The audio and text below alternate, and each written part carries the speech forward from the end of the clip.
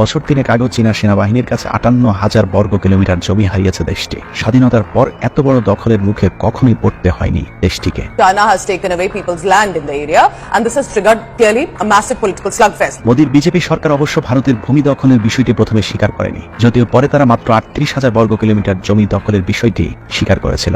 China Ladakh में भारत की लगभग 38,000 स्क्वायर किलोमीटर भूमि का अनधिकृत या कब्जा किए हुए। ঘটনা যখন পুরো ভারতে ছড়াছড়ি হয়, নরেন্দ্র মোদী আবারও তখন সোশ্যাল মিডিয়াতে সরব হয়। হেলিকপ্টারে সোজা চলে গিয়েছিলেন লাদাখ সীমান্তে, সেখানে থাকা সীমান্ত রক্ষীদের উদ্দেশ্যে রক্ত গরম করা গোমাতা কি জয় ভাষণে একটু চাঙ্গা করে আসবার চেষ্টা করেছিলেন। भारत माता की जय। आप मां भारती की ढाल बनकर के उसकी रक्षा करते हैं। কিন্তু এটা তো আর বলিউডের বিবেক অগ্নিয়াত্রী সিনেমা নয়। মোদীর সেই সফরের উপহার হিসেবে ঠিক পরের দিন চীনের সেনাবাহিনী আরো ভেতরে ঢুকে ভারতের জমিতে চীনের একটি বিশেষ গ্রাম উদ্বোধন করে যান। China has built a large village in a disputed area in India's northeastern state. এখানেই শেষ নয়, সম্প্রতি বছরগুলোতে মুদ্রাস্ফীতি, বেকারত্বের হার, উদ্ভাবনী সূচক, শিক্ষার মান, জীবনযাত্রার মান থেকে শুরু করে সর্বক্ষেত্রে পতন হয়েছে ভারতের বিভিন্ন সূচকগুলোর।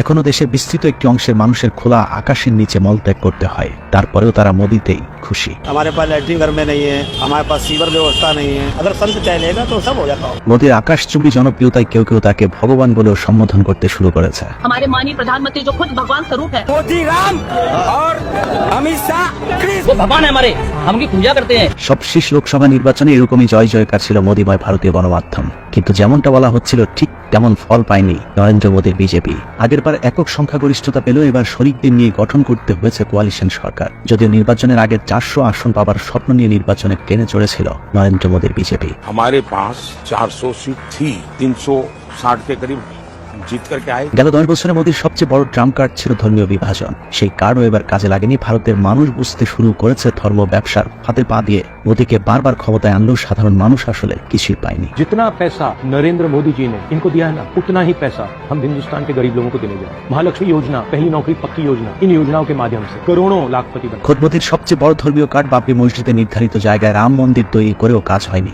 উল্টো অযোধ্যাতেও ভরাডুবি হয়েছে বিজেপির। উত্তরপ্রদেশ থেকে পশ্চিমবঙ্গ, এমনকি মোদীর নিজের আসনেও মাত্র 60,000 ভোটের ব্যবধানে জিতেছে প্রধানমন্ত্রী নরেন্দ্র মোদী, যা ভারতের কোন প্রধানমন্ত্রীর দ্বিতীয় সর্বনিম্ন ব্যবধানে জয়ের রেকর্ড। सम्माननीय आदरणीय মোদীর ধর্মীয় হাতিয়ার দিনকে দিন ভোতা হয়ে আসার কারণ হলো ভারতের মানুষ এখন বুঝতে শিখেছে ধর্ম আসলে মোদীর গদি টেকানোর কৌশল। ধর্মের দোহাই দিয়ে সাধারণ হিন্দুদেরকে গরুর মূত্র আর গোবরের হরেক রকমের লাড্ডু খাওয়ালেও মোদীকে কখনো গরুর মলমূত্র খেতে দেখা যায়নি। বিজেপির জনসভায় মুসলমানদের বিষোদ্গার করলেও, প্রয়োজনে আল্লাহর গুণগান করতেও দেখা গেছে তাকে বিভিন্ন সময়। গোরক্ষার ঘোষণা দিয়ে গরুর মাংস রপ্তানি করা প্রতিষ্ঠান থেকে ডোনেশন নিতেও সমস্যা হয় না। যেখানে যেভাবে প্রয়োজন সেখানে সেভাবে অভিনয় করে যাচ্ছেন মোদী, অমিত শাহেরা। তবে একটি জায়গায় ব্রাহ্মবাদী মোদীরা সবখানে এক, তা হলো ব্রাহ্মণ আর অব্রাহ্মণ নমশূদ্রদের বেলায়। নমশূদ্র, কাওড়া, বাগদি, পোল, রাজবংশী, এরকম অসংখ্য 6,700 ভারতে হিন্দুদের মধ্যে অবস্থা এরকম।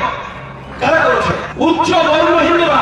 বর্ণীয় কষাঘাতে পিষ্ট নিম্নবর্ণের হিন্দুরা উচ্চ বর্ণের হিন্দুদের কাছে হাজার বছর ধরে ভারতে নির্যাতিত। মুসলমান, খ্রিস্টান, শিখ কিংবা জৈন সবার সাথে বসানো যাবে, কিন্তু বর্ণবাদী নরেন্দ্র মোদীকে যদি বলা হয় নিম্ন বর্ণের কোনো হিন্দুর সাথে এক ঘরে বসে পুজো দিতে কিংবা একই থালে খাবার খেতে, সেটা একদমই অসম্ভব। 6,700 জাত আছে, তাই একটার সাথে আরেকটার বিয়ে হয় না, আত্মীয়রা হয় না, এক জায়গায় বসে খাওয়া হয় না। ওই যে দুর্গা পুজো থাকেন না, সার্বজনীন দুর্গা পুজো, তাদের নমশূদ্ররা যদি কিছু প্রসাদ নিয়ে যায় সেটাও নিচে রাখতে হয়, সেটা ওই বেদিতে না। যে কারণে এবার বিজেপি আরএসএস এর অখণ্ড ভারতের স্বপ্ন দ্বিখণ্ডিত করে নিম্ন বর্ণের হিন্দুরা বিজেপির হেভিওয়েট প্রার্থীদের বদলে মুসলমান প্রার্থীদেরকে ভোট দিয়েছেন। আরএসএস চেয়েছিল মুসলমানদের ধ্বংস করার জন্য। একদিকে জম্মু কাশ্মীর, অন্যদিকে খালিস্তান, চিকেন নেক থেকে লাদাখ সবখানে খণ্ড হবার উপক্রম হওয়া ভারতের কিছু গোমূত্রখোর বিজেপির নেতা এখনো স্বপ্ন দেখছে অখণ্ড ভারতের, যে ভারতে হিন্দু ছাড়া আর কেউ থাকতে পারবে না। মুসলমানরা ভারতে থাকতে পারে যদি তারা ধর্ম পাল্টায়। উচ্চবর্ণের হিন্দুদের পরিকল্পনা অনুযায়ী আফগানিস্তান থেকে বাংলাদেশ পুরোটাই হবে এক অভিন্ন ভারত। কেউ কেউ আবার মক্কা পর্যন্ত ভারতের সাথে যুক্ত করবার স্বপ্ন দেখছেন গোবরের জুস খেতে খেতে। हिंदू राष्ट्र बहुत बड़ा स्वप्न है, वीर सावरकर का स्वप्न है, शिवाजी का स्वप्न है केवल अफगानिस्तान तक नहीं, हमें मक्का के उस मंदिर को भी लेना होगा। তারপরেও কিছুক্ষণের জন্য যদি তাদের সেই স্বপ্ন বাস্তবায়ন হয়েছে ধরেও নেই, তারপর কি?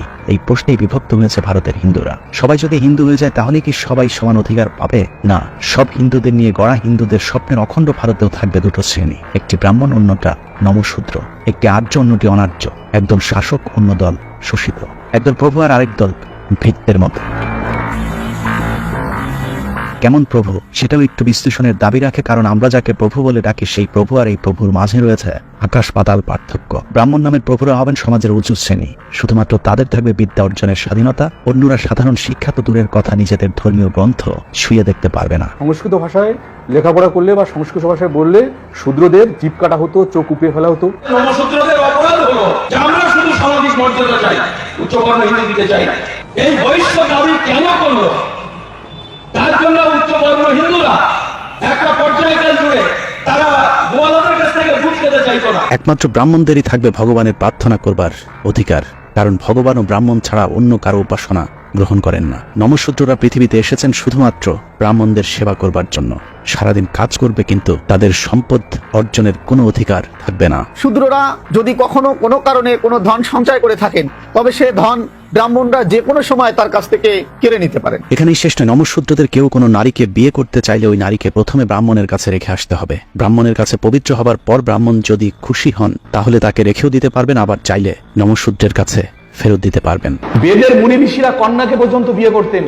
বশিষ্ঠ বিয়ে করেন নিজের কন্যা শত্রুপাকে, জন্মুনি বিয়ে করেন কন্যা জাহ্নবীকে, স্বয়ং দেবরাজ ইন্দ্র বিয়ে করেন কন্যা উষাকে। এতক্ষণ যা শুনলেন তা শুনে নিশ্চয়ই আপনাদের আজগুবি গল্পের মতো মনে হচ্ছে, অথবা মনে করতে পারেন আমার পছন্দের কিছু হিন্দু ধর্মের মানুষের বক্তব্য হয়তো বেছে বেছে প্রচার করছে। কিন্তু না, এটা বানানো গল্প নয়, এটাই হিন্দুদের প্রধান ধর্মীয় গ্রন্থ মনুসংহিতা, মনুস্মৃতি বা ভগবান মনুর বাণী। হিন্দু ধর্মকে ছোট করবার জন্য নয়, বরং হিন্দুদের ধর্মীয় গ্রন্থ অনুযায়ী তাদের ধর্মীয় গুরুদের বিশ্লেষণ শুনলেই বুঝতে পারবেন যদি হিন্দুত্ববাদকে প্রতিহত করা না যায় তাহলে কতটা ভয়ঙ্কর অবস্থা অপেক্ষা করছে আমাদের সামনে।